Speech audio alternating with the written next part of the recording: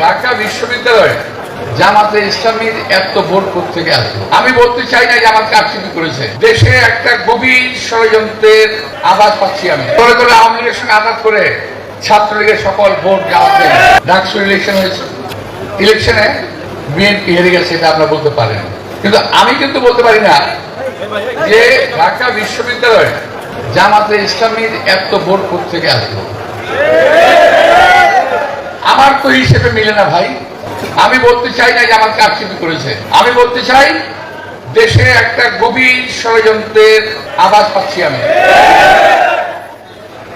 কারণ আমরা যখন বিভিন্ন দল একসঙ্গে বসি তখন জামাত ইসলামের নেতারা বারবার আমাদেরকে বলেন কি জানেন, যে ভাই খেয়াল রেখেন আওয়ামী লীগ যাতে ক্ষমতায় আসতে না পারে, আওয়ামী লীগ ঠেকান সবসময়, যে আওয়ামী লীগ আসলে সবাইকে কুচু কাটা করবে, এটা তাদের ডায়লগ।